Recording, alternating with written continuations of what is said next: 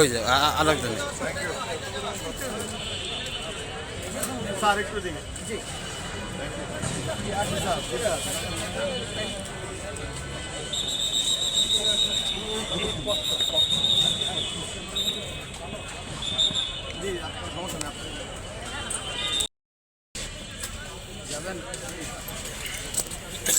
আস্তে আস্তে সম্মানিত সাংবাদিকবৃন্দ, আসসালামু আলাইকুম।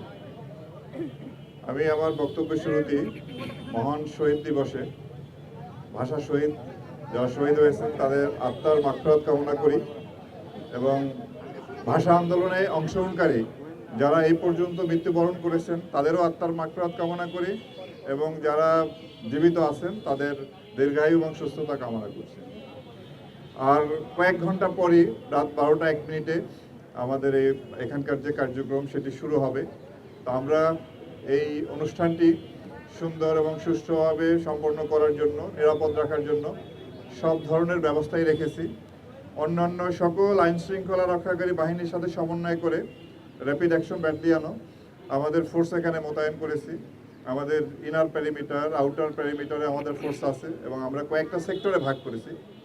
প্রত্যেকটা সেক্টরেই আমাদের ফুট পেট্রোল, গাড়ির পেট্রোল এবং স্ট্রাইকিং রিজার্ভ থাকবে। এছাড়াও আমরা অত্র এলাকাটি ভালোভাবে সুইপিং করেছি। আমাদের bomb disposal team stand by থাকবে। এছাড়া পুরা এলাকাটা কি আমরা 64টি ক্যামেরার মাধ্যমে এটা আপনার সিসিটিভির আওতায় নিয়ে এসেছি।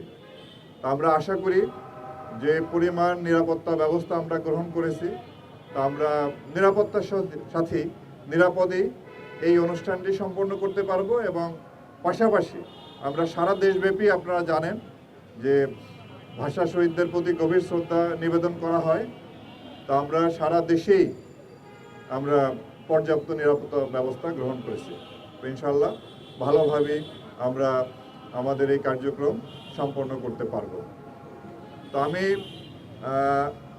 আপনাদেরকে এর আগেও যতবার আপনাদের সামনে মুখোমুখি হয়েছি গত 1.5 বছরে, যখন জুলাই আগস্টের পরে একটা ভঙ্গুর আইন শৃঙ্খলা পরিস্থিতি ছিল, তখন থেকেই কিন্তু আমরা আইন শৃঙ্খলা রক্ষাকারী বাহিনী আপনাদের মাধ্যমে দেশবাসীকে আশ্বস্ত করেছিলাম যে আমরা এই দেশের আইন শৃঙ্খলা পরিস্থিতি এটা নিয়ন্ত্রণে আনতে সক্ষম হব, ভালো করতে সক্ষম হব এবং একটি সুষ্ঠু নির্বাচন করার জন্য যেরকম পরিবেশ দরকার আমরা সেই রকম পরিবেশে নিয়ে আসতে সক্ষম হব।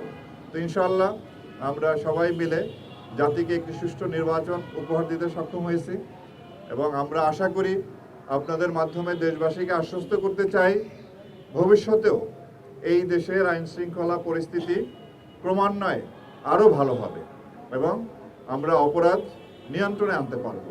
কোনোভাবেই যাতে আইন শৃঙ্খলা পরিস্থিতি বিঘ্ন না হয় সেদিকে আমরা সবসময় সতর্ক আছি, সজাগ দৃষ্টি রাখব। আমরা আপনাদের কাছে দৃঢ়ভাবে বলতে চাই যে দাবি আদায়ের নামে কিংবা আন্দোলনের নামে সাধারণ জনগণকে তাদের উপরে জুলুম করা বা তাদেরকে জিম্মি করে কোনো ধরনের কার্যক্রম আমরা হতে দেব না। আমরা চাই এদেশের মানুষ নির্বিঘ্নে চলাফেরা করবে, তাদের যে স্বাভাবিক জীবনযাপনের যে প্রক্রিয়া কার্যক্রম সেখানে যেন কোনো রকম বাধা না আসে সেজন্য আমরা সজাগ দৃষ্টি রাখব। তো আমরা আশা করি আপনাদের সহায়তা নিয়ে, দেশবাসীর সহায়তা নিয়ে এই দেশের আইন শৃঙ্খলা পরিস্থিতি ক্রমান্বয়ে আরও ভালো হবে, অপরাধ নিয়ন্ত্রণে আসবে এবং একটি সুন্দর একটি দেশ আমরা উপহার দিতে পারবো দেশবাসীকে, ভালো একটি পরিবেশ। সেই আশাবাদ ব্যক্ত করে আমার বক্তব্য শেষ করছি। ধন্যবাদ আপনাদের।